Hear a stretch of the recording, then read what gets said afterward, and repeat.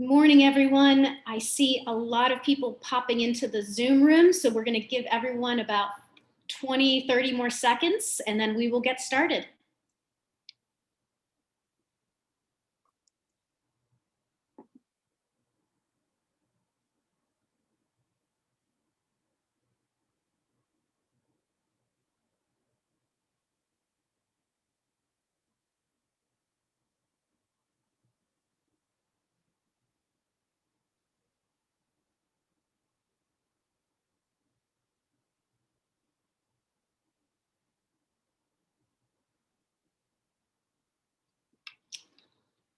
All right, I just was going to say, it looks like we're leveling off, and then a new group of people have joined us. So, well, thank you so much. My name is Ellen Beatty. I'm with the Maryland Department of Labor, and welcome to day one of the Maryland Virtual Training Institute. This is our fourth institute, and we are so thrilled to continue to be able to tap the expertise in our state to provide best practices and content for you. And we really appreciate your willingness to come and listen to 3.5 days of some fantastic content. So if you don't mind, go ahead and open up your chat box. Let us know who you are and where you're joining us from today. In a minute, I'm going to have a poll that was going to ask you your role within your program. But to get started, I would like to share how this presentation actually got started. As many of you know, we do site visits, and in the COVID-19 world, we're doing virtual site visits to our local programs. And I have the pleasure of seeing Jake's class. So I saw Jake in action, and he just did such an amazing job at interacting with the students, getting the students engaged, and really active components of the class.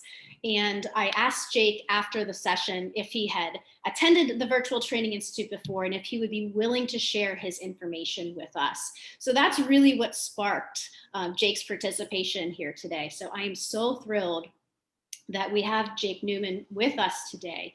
He is from Strong City, Baltimore, and he's actually calling in today from New York. So thank you so much, Jake. So with that, I'm going to start the poll. Let me launch it, and it's just going to ask, what is your role in adult education?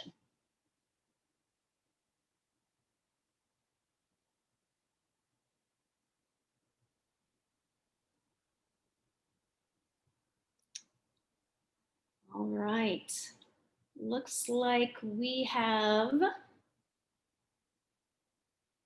the majority ESL instructors, followed very closely by ABE instructors. And I think you'll realize that Jake's presentation today definitely has overlapping ability to be used in any classroom that you're teaching. So, all right, with that, I'm going to turn us over to Jake. Jake, thank you so much for being here and for sharing your information. And I will help out by watching the chat. And if there's anything that I can do, let me know. Awesome. Thank you so much, Ellen. And I'm so happy to be here. All right, just going to close my chat. Good afternoon, everyone. Welcome to Virtual Training Institute. I hope you guys are all having a wonderful morning, afternoon. Today I'm going to be talking with you guys about active learning strategies in the virtual classroom and some tips, some ways to get your class more engaged and active. To kick things off, I brought a quote from Confucius. This quote has been interpreted in a lot of different ways, so I wanted to hear your guys' opinions in the chat. The quote is, "I hear and I forget, I see and I remember, I do and I understand." I was wondering if in the chat some people could drop some thoughts on, as educators, how do you connect with this quote? What does this mean to you? Let me open the chat up again and see what you guys think. Active learning, yes, absolutely. Give you guys a few more seconds. Any thoughts? Great wisdom.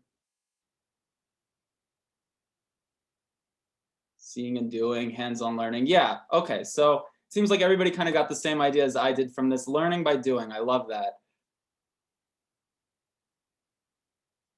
Great answers, everyone. Yeah, again, when I hear this, I think that the best way for me to learn something, for me to understand, is for myself to play a bigger role in this learning process and to get involved, get engaged. That's the only way to really take in this knowledge. So that's kind of what we'll be talking about today is tips for doing this.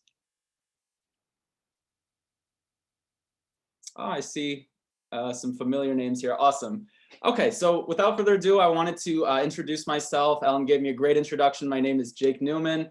I'm working with Strong City, Baltimore currently as an English language acquisition instructor, and I also teach TEFL exam, though I've also worked with a number of schools across Maryland, Baltimore, DC.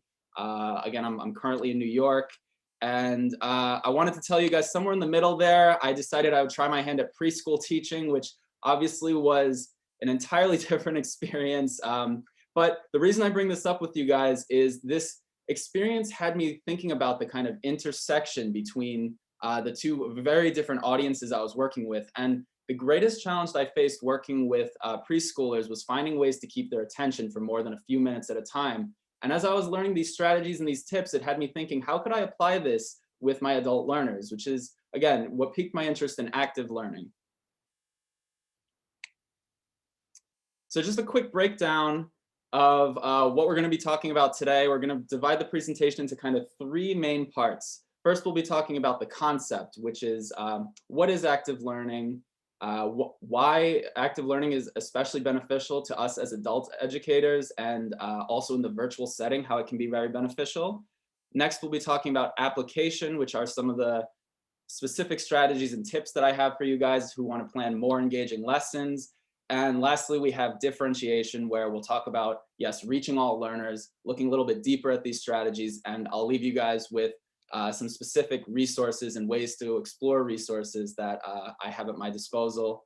And kind of sprinkled throughout this presentation, I tried to include some examples to demonstrate some activities for you guys to get involved in.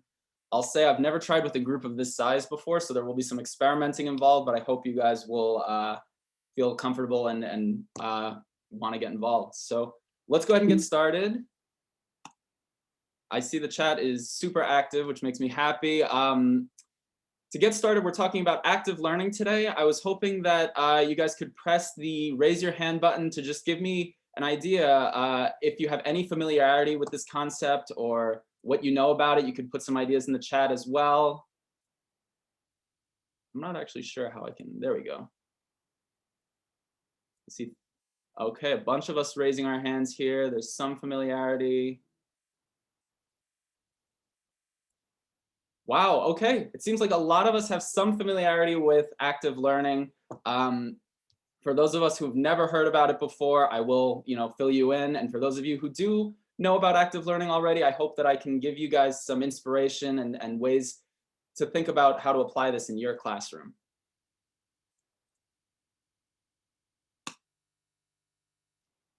So active learning refers to kind of a broader teaching methodology, which is student-centered learning. In student-centered learning, students play more of an active and involved role in kind of every step of the educational process. So with active learning, yes, we're talking about activities, we're talking about engaging exercises, but the learners also play a greater role in kind of every step of this process, from planning and needs assessment and testing and assessment. They're kind of active throughout that whole process. So it kind of takes some responsibility away from yourself as the instructor and puts it into their hands to say, you guys are adults, you should be more involved, you should be thinking and helping us reach this common goal together as a group.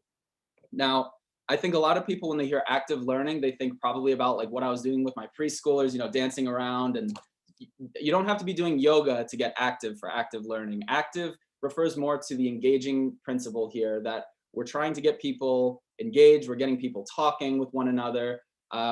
Physical activity can be active, but it's not the only way that you can get active in the classroom. So yes, there's more of an emphasis on engagement and also on collaboration. I think in a student-centered classroom, learners are talking more with one another, they're asking questions, and they're sharing this desire to learn with one another. And it's not something that the teacher is pushing on them, which brings me to this kind of useful way, this analogy that I have for looking at it. breaking down active learning, if you're going to look at the traditional classroom as one in which the teacher is building a bridge to knowledge for the learners to cross over, in an active or student-centered classroom, the teacher is rather giving the tools to the learners, and through their own dedication and motivation, they're building that bridge for themselves, which again, with adult learners, I think is especially applicable here.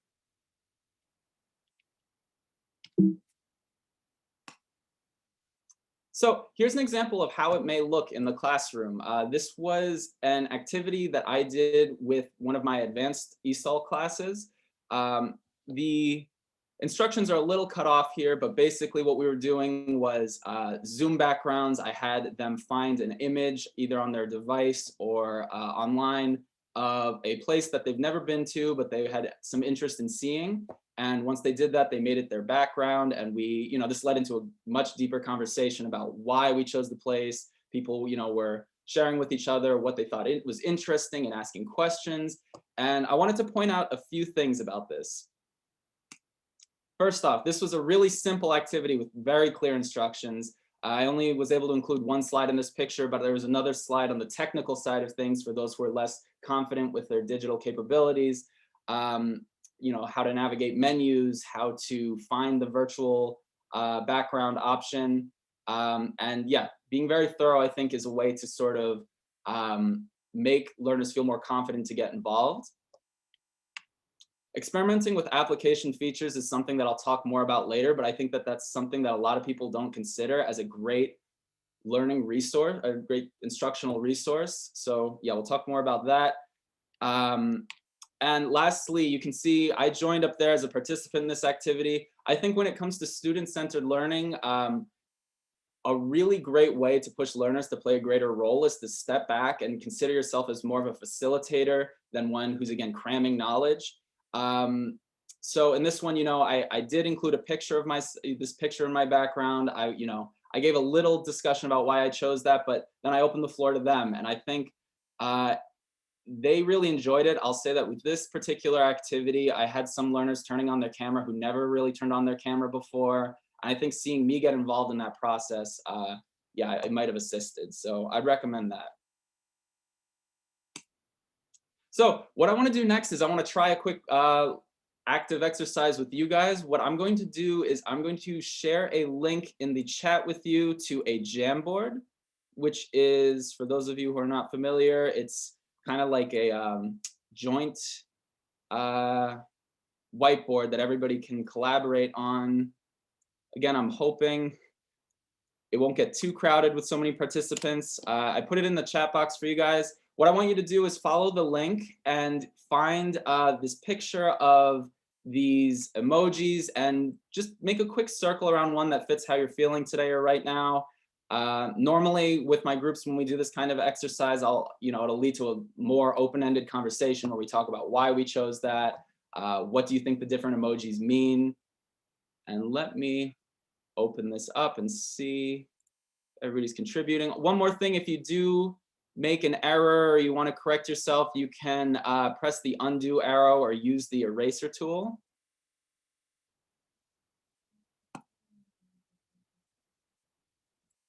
Let me actually see if I can share the screen of this.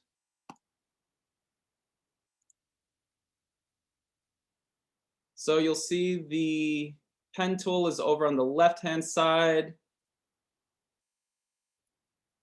You want to grab that, make a circle.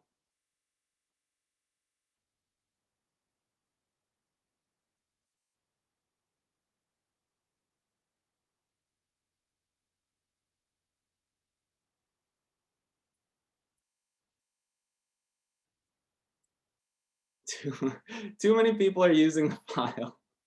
Okay, so we don't need to do this exercise. I just figured I'd put it in as an example here. I was a little worried something like this might happen, but part of what we're talking about today is that you will encounter trial and error as you try to get very creative and ambitious with your lesson planning. You will face issues like this. Okay, so sorry guys. Thank you for your patience. But I see somebody circled the glasses face. Um, don't worry about it. Let's close that and move on. Let me share the presentation again. Oops. Again, this is just some food for thought. This is an activity that I use with my learners, and I wanted to put it in there just to show you guys, ways that you can kind of get creative.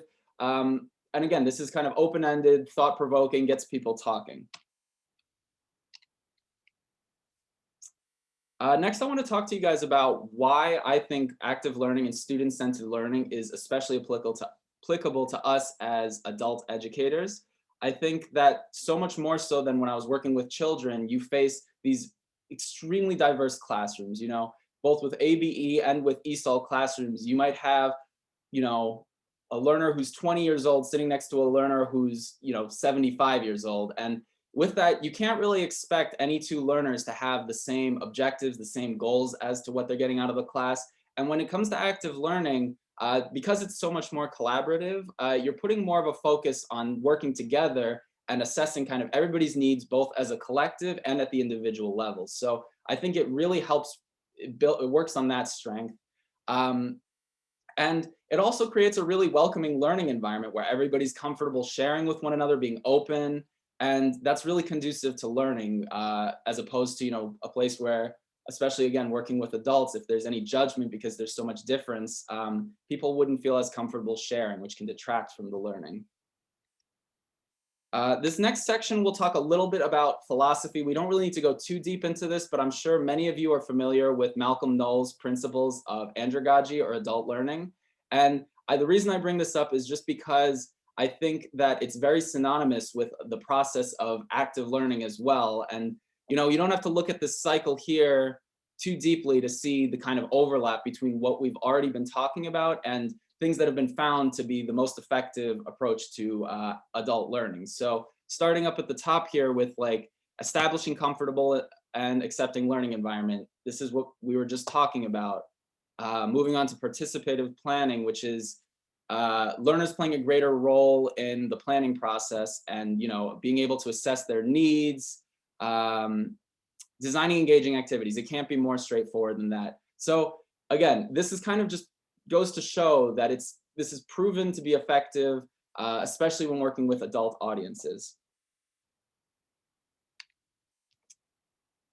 I also wanted to talk to you guys about why I think student-centered learning is especially effective when it comes to virtual learning. I know that this transition from physical to remote has been challenging for a lot of teachers, and I think for myself, using student-centered learning and kind of reassessing my role as an educator has helped me to kind of reframe and rethink a lot of these common issues that I know I faced, and I'm sure many others have as well. So the first of which being, it's really hard to simulate that traditional classroom environment where, you can't do group work as easily, conversation might feel less fluid, to which I would say that when it comes to a student-centered classroom, you are building your own environment. You're not trying to replicate these activities out of a textbook or replicate any other activity that definitely wasn't meant to be put online. You're kind of building your own exercises around what works best with your given group.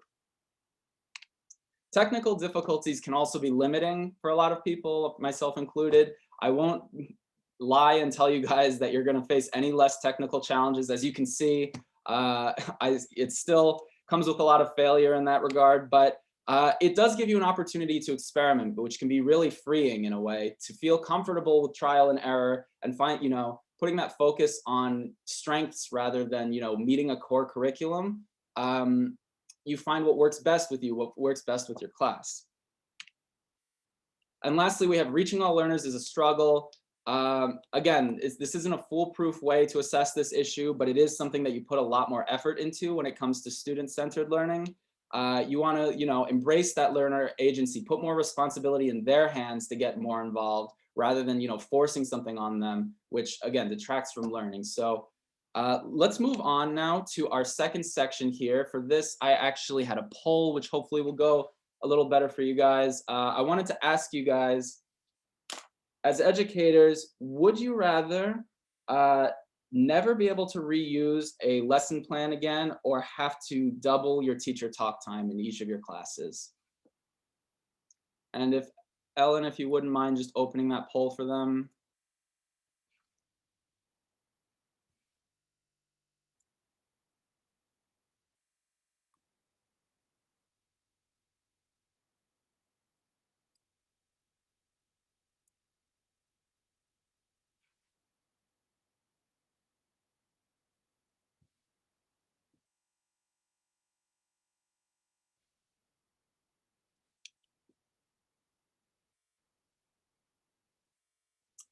Okay, I'm seeing in the chat that we're not seeing the poll. Let me see.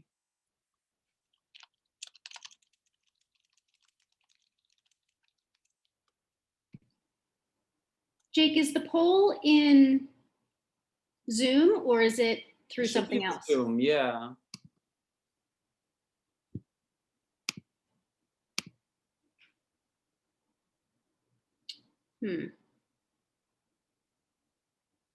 Okay, it's no problem if not. Yeah, I actually don't see it. I apologize. No worries.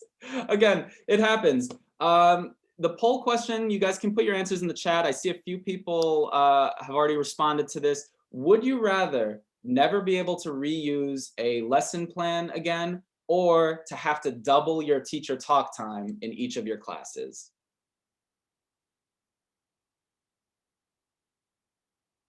Wow, okay. A lot of people are saying never reuse a lesson, which, yeah, it looks like that's almost the consensus here. We'd almost all rather never reuse a lesson.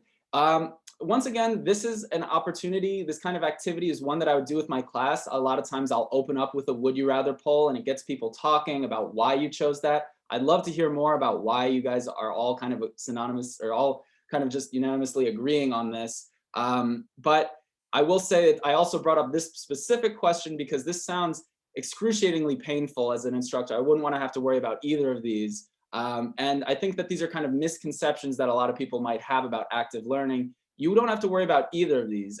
You actually want to reduce your teacher talk time when it comes to student-centered learning, and you can reuse a lot of your ideas. I'm not talking about copying and pasting lesson plans, but you are able to kind of work with what you had and build something new off of it. And you're never really starting from scratch.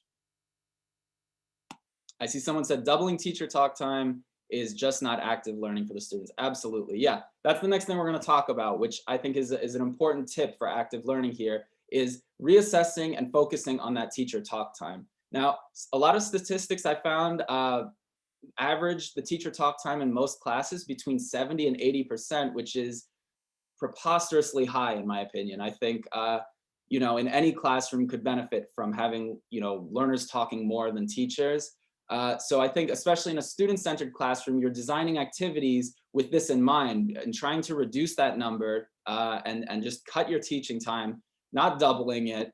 Again, coming back to how you're working here as a facilitator, and yes, you can get involved in the activities yourself, but really putting that focus on the talk time is important. Another tip that I have for you guys regarding talk time is I know that in the virtual classroom especially, silence can be a challenge for a lot of us. It feels really, really awkward when you might bring up a question and nobody answers right away. I know for myself, I feel really obligated to just step in and either answer the question for them, give them a hint, or even just direct the question at one particular learner. And I think that that really detracts from the learning experience. So I would say that a tip I have is to kind of embrace that silence. It gives responsibility to the learners. They feel the awkwardness too, I'll add, but there are limits to this, to which I'll say, Ellen actually recently recommended to me that when you're in that kind of situation, after you pose a question, try taking 3 deep breaths or maybe a sip of water.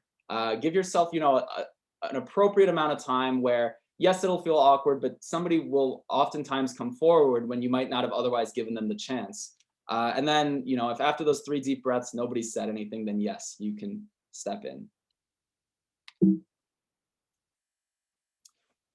Another tip that I have for you guys is on weaving activities, which I'll say when it comes to the way that I teach my classes, this can be a real challenge because my way of planning, I come with all these kind of eclectic activities, and they're kind of spread across the board in levels of engagement and skills that we're assessing here, and finding ways to kind of weave them together in a way that doesn't feel disjointed. It feels like I'm, fitting the pieces in a puzzle at times, and that can be a real challenge. So I have a few kind of tips for that as well.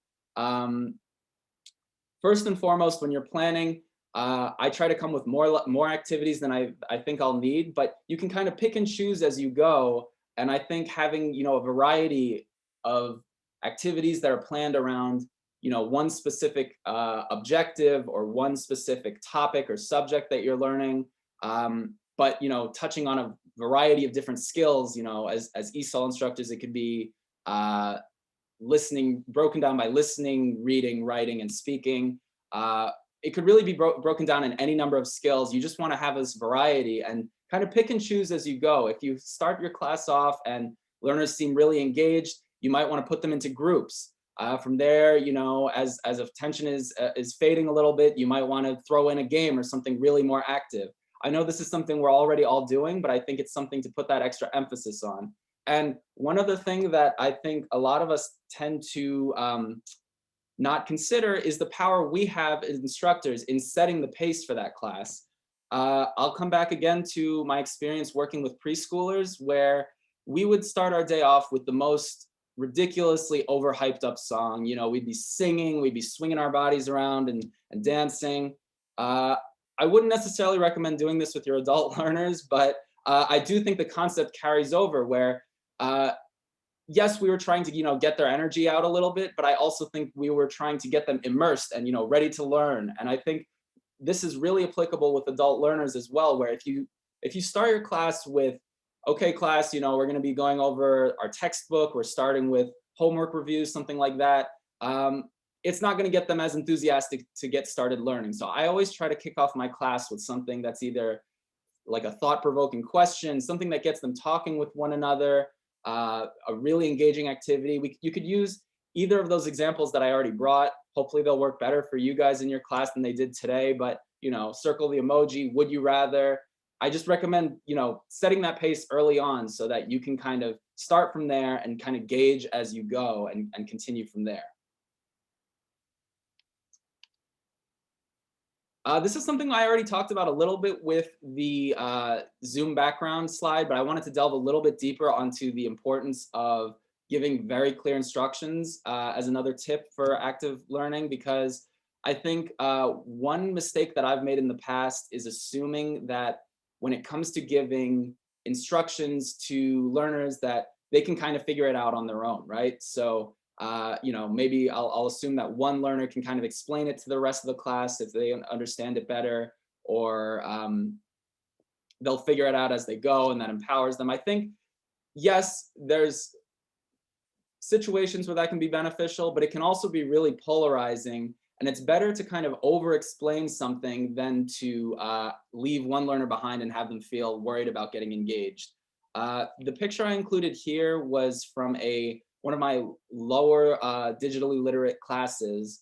A lot of them weren't as comfortable with computers, and this activity, it required them to go to an external website and enter in this PIN code and enter their name. And then you play this game, Quizlet Live. For those of you who aren't familiar, it's like a teamwork matching game. It was kind of technologically involved. So to make sure that everybody was on the same page here, I was very, very thorough in instructions. I gave them pictures, we read through examples, I showed them a quick video of somebody playing, and then we talked it through and made sure.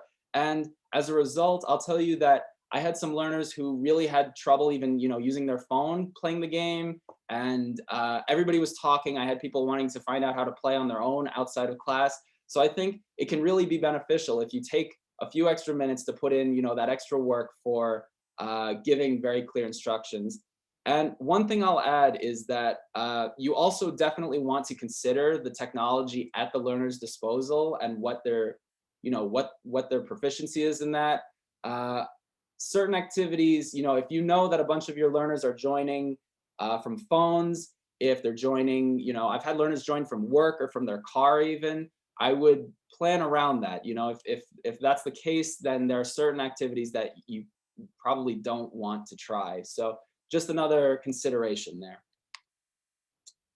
Okay, we're moving kind of quickly here, but let's move on to our third section, which is reaching every learner. For this one, we're going to go back to the chat, and I want you guys to think about a time when class went really well for you, and just, think about some observations. What are some things you remember about that class? What went particularly well? What worked? And I'd love to hear, your opinions on that. So take maybe 30 seconds and share in the chat. Let me open that up. I see a great tip here. If the silence becomes too long, I make a joke to break the silence, and then someone usually responds. That's great, a great tip as well. Thank you. Let's see if we have a few answers here. The majority are participating. Students brought their end of term projects. Breakout rooms are awesome.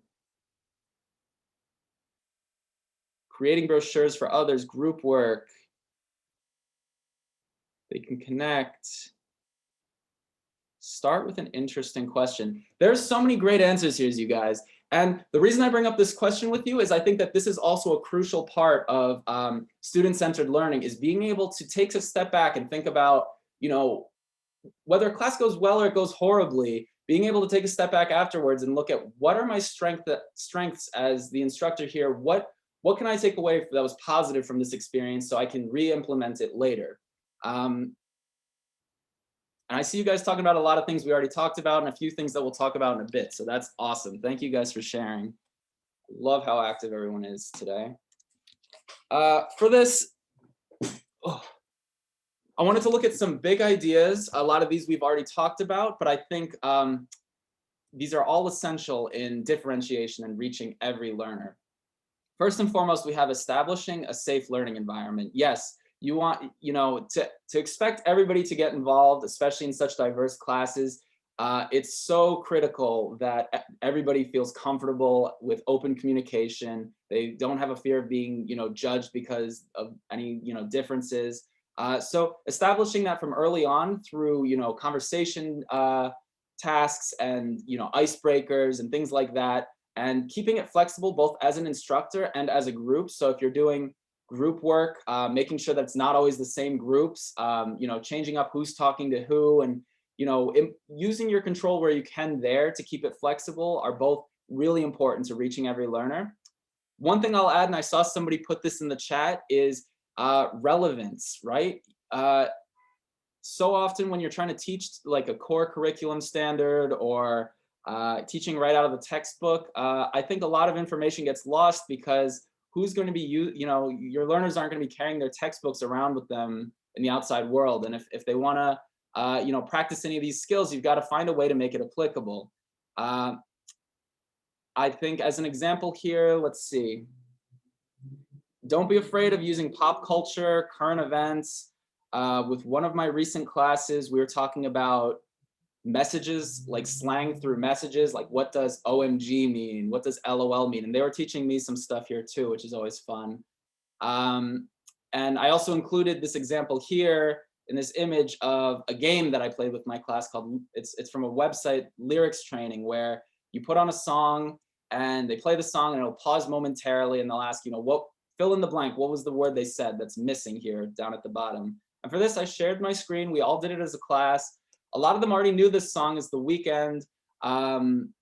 They were singing along. A lot of them asked me for the link afterwards. It's a lot of fun. And I think that was a way where I implemented both games and keeping it relevant to something that, they wanted to do outside of class. So trying to find, it's just trying to find ways to be creative like that. And I could talk to you guys for hours about, games and how awesome they are. They are a great way for engagement. It's fun.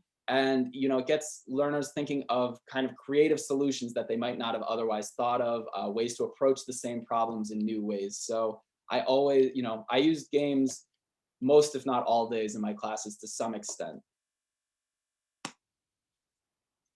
We don't need to talk too much about experimentation, but I think I've already showed you guys that it is important when it comes to kind of breaking that barrier of especially virtual instruction and kind of being willing to roll with the punches and,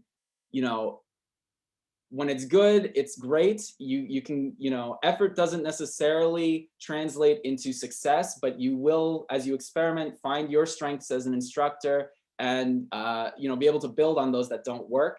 And as instructors, I know we're also all building kind of a continuous inventory and arsenal of resources at your disposal. And as you experiment and you're willing to try new things, that inventory is always growing. I love hearing from people, you know, things that they're trying in their class. So yeah, as you know, as you're not limiting yourself as much with this approach, you're always kind of building on that.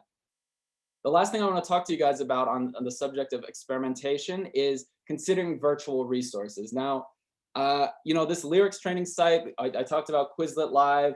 There are several others that we will talk about. It's great. You know, the internet is such an open resource that you can find pretty much anything there that you could use for your class. But one thing I think a lot of people, myself included, have overlooked is the wealth of teaching resources that you have available without leaving your software.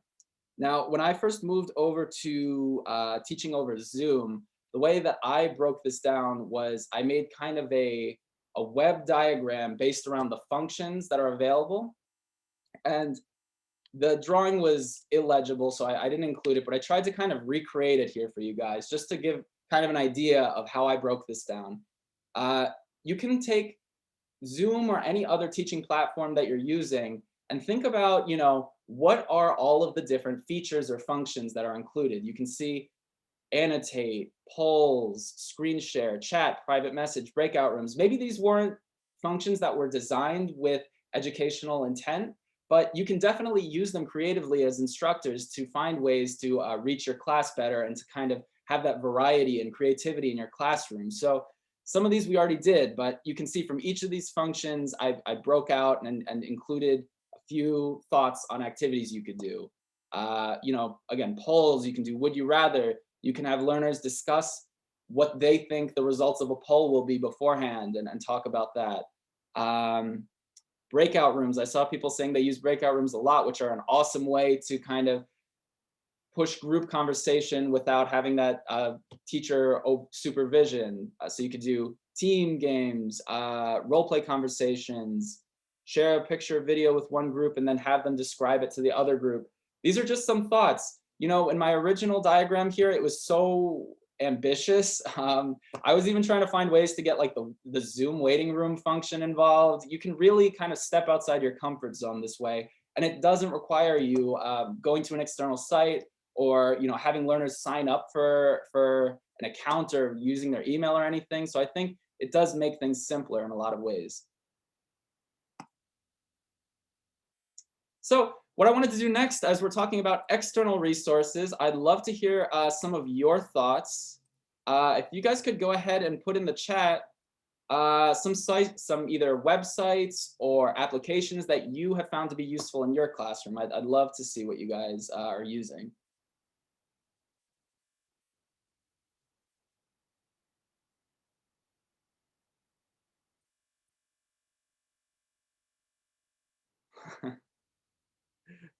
Okay, I'm seeing some that I'm familiar with here. Kahoot, Quizlet, short videos. ISL Collective is a great one for ESOL.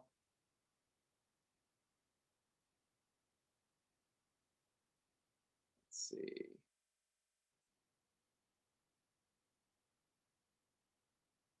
YouTube, News-ELA, Khan Academy. Oh, I didn't talk about Khan Academy. That's a good one. Flipgrid. All right, awesome, guys. Thank you all so much for sharing. I included a kind of just a quick breakdown here of some resources that I found useful, and I'm laughing because I think all of these are ones that somebody mentioned. But for those of you who are looking to expand your arsenal here, I recommend checking these out. These are all really straightforward resources. And again, pretty much all of these were mentioned already, but this will be included. You know, you guys will have access to this presentation. I think it was probably by the end of the month.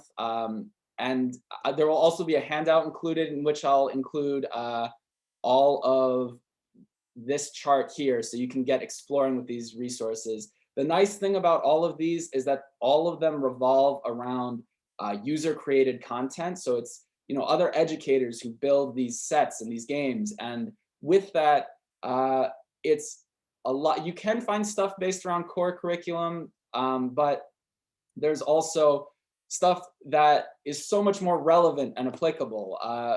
As an example here, Nearpod. You can find Nearpods on it, which is, it's a presentation tool. They have like pre-made presentations with interactive activities. And on Nearpod, there's a whole section on current events, which I think is a lot of fun to go through, and you can find ways to use that in your class. So again, this will be included for later. We don't need to look too deeply into this, but please feel free to check out the handout that will be included. And one other thing that I'll add, I forgot actually, when it comes to creative Zoom implementations, if you're interested in delving deeper into that, I actually helped co-create a course on creative Zoom functions, which I'll actually give you guys a link to that if you're interested in the chat.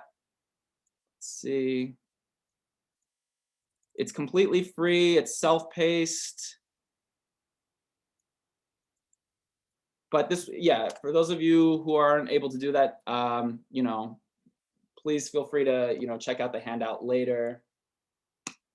That'll be included. Okay, let's move forward now. We have just a little bit more to go.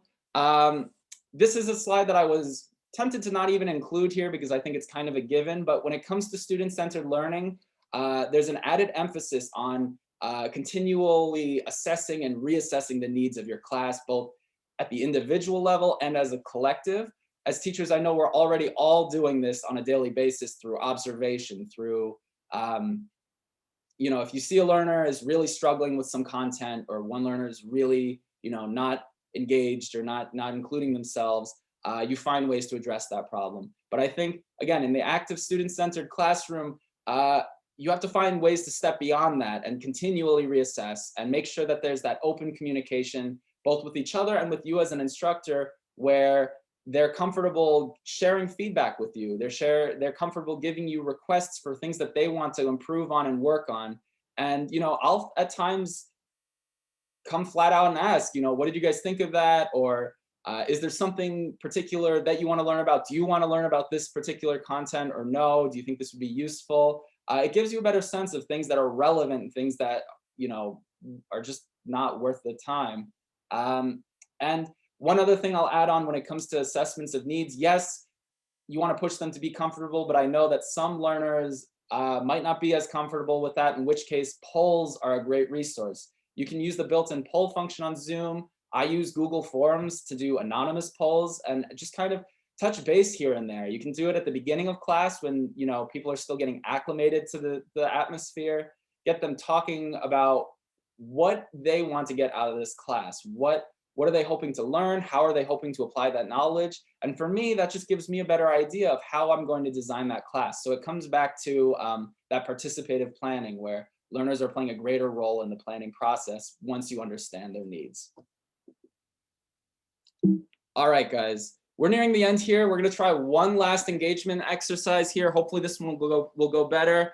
For those of you who aren't familiar with Taboo, it's a game in which basically the objective of the game is one participant will try to describe a given vocabulary word to the rest of the participants, but they're restricted from saying any number of related terms. So they have to kind of get thinking creatively. And I think this game is one that translates really well to the virtual setting because it can be, first of all, it can be applied to anything. Yes, you know, I use it with my ESOL learners, but I think it could be used in really any subject. You just pick, you know, some term that you're learning or something, and you restrict some words that are related to that. And it gets them, you know, it gets the class thinking creatively. You can use private messaging to send, you know, this word privately to one learner so that not everybody sees it. And once you finish, it's a great way to have a conversation about how other learners would have approached the same problem. So I'm going to ask if we have a few brave participants who could maybe raise your hand, who might be comfortable to speak. I would love to just send you an example here. You know, the example I gave is your word might be forest. You cannot say trees, woods, trails, fire, animals. So you'd have to find ways to describe a forest without using those words. Let me see if we have any.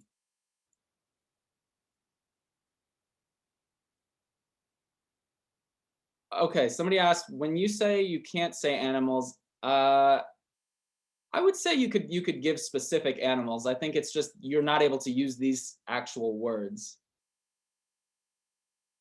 And let me see here. Okay, I see quite a few hands here. All right, I'm going to send a message to Hillary Major.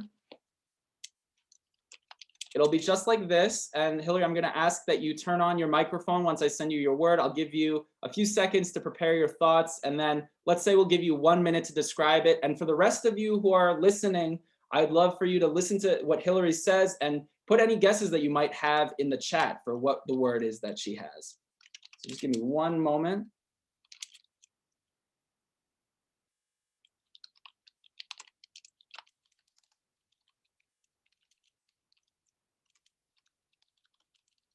I'm sending you a word and a list of words that you cannot say.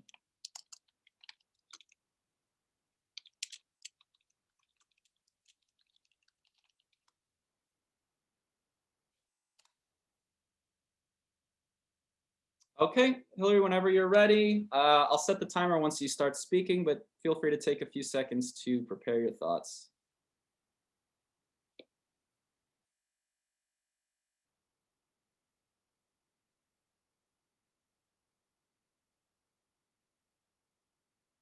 Yeah, go ahead and use audio. You should.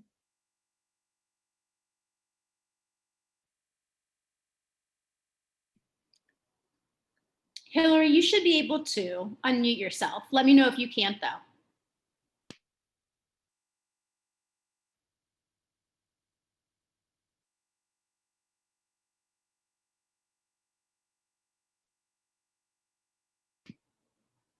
All right, Hillary, give me a second. Let me see if I can unmute.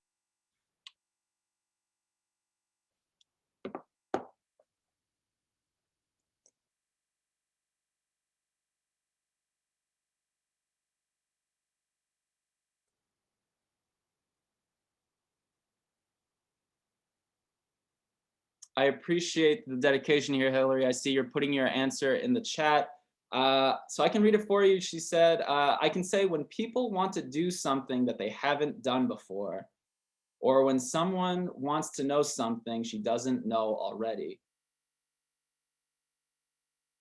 Any thoughts, guys, on what her word might be? Learn, research, question.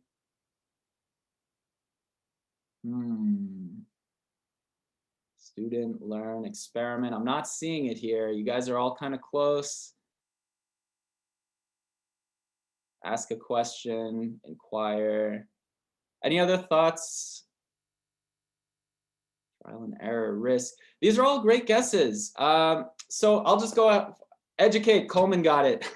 Thank you. Yes, the word was education, which is, yeah, I see a few people are getting it now. The word was education. I really appreciate your effort here in sharing and typing it out.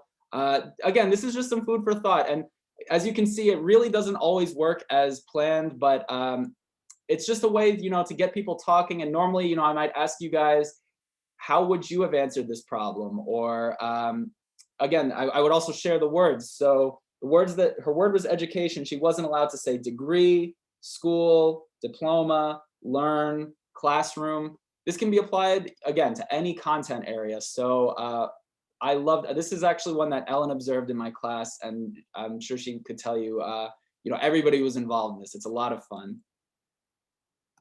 Oh, I love seeing that people are gonna try this. That's awesome. Okay, guys, before I let you go, one final thought I wanted to leave you guys with is that collaboration is the best resource at your disposal here. If you could take away from anything from this, from this conversation today, I would love for you guys to feel, happy and excited about being creative, trying new things in your classroom, being okay with that possibility of failure. I don't think any of my activities went as I had planned them to today, but you roll with that, you find strengths, you find ways to build on that. And in the process, yes, you're encouraging collaboration in the classroom among your learners, but collaboration with your peers and colleagues is also such an important resource, which is why I'm so thankful to be here with you guys today. huge thanks to Gina and Ellen for giving me this opportunity to speak. And I really hope that you guys have found something useful out of this presentation to use. I'll add that, I'm as I'm preaching here, I love collaborating and I'd love to hear feedback from you guys as well. So I'm going to open the floor in a moment to questions and comments. But if you have any interest in, reaching out to me, telling me things that you do in the classroom that are working, or any suggestions, feel free to contact me via email or LinkedIn. I'd love to hear what you guys are doing. So thank you guys so much. And yeah, do we have time for a few questions? Jake, we absolutely do. But thank you. I want to be the first to say thank you so much for such an engaging presentation. I know that not everything went as planned, but you did exactly what the best instructors always do, which is roll with it. So thank you so much. Yeah, we have plenty of time for questions. Does anyone have any questions for Jake? Yeah, I see. Thank you guys. Thanks. I see. Showing flexibility. Yeah, that was something I really wanted to stress today. So I'm glad that I was able to at least demonstrate that you got to be flexible. You can put in effort, but it doesn't always go as planned. Yeah, this was a fantastic session. So while you, will the link to his contact be featured anywhere? Oh, I can put that in the chat for you guys. Yeah, that's probably the best way to do it. Give me one moment. So just so everyone knows, all of the resources and the recordings will be up on our website by the end of the month. Just got to give us a couple of weeks to make that happen. I have also put into the chat box, although now they've kind of disappeared a little bit. We do ask that you, for the proof of participation, that you wait until you've completed all of your planned sessions. But I will pop that link back into the chat box. The other one that I'm going to pop into the chat box is the feedback survey. Although when you leave the session, you will be prompted with the survey. So that's probably the easiest way to do it. But yeah, Jake, so many positive remarks for your presentation in the chat box. It looks like everyone really is taking away something that they can use. Oh, that makes me so happy. Thank you guys. You're a great audience, and it really makes it all that easier when people are so active. So I appreciate that. I did put my information in the chat for those of you who are interested. I accidentally private messaged it to Hillary, but you guys should all see it now. Yep, we can see it. Yeah, and I would just encourage you to reach out to Jake. Yeah. He's a fantastic resource. And that's really the point of the Virtual Training Institute, building connections across programs and sharing ideas. So Jake, thank you so much for what you've done today. Thanks for giving us all these new creative ideas that we can use. And like my dad once said, if you can take one good idea away from a book or a presentation, then that is a win. So I am sure that I speak for all of us when I say that there have been many wins this morning. Thank you all for joining us for our Virtual Training Institute Day 1. We have some afternoon sessions today and then more this week. So thank you so much, and we will see you in another session. Hi, guys.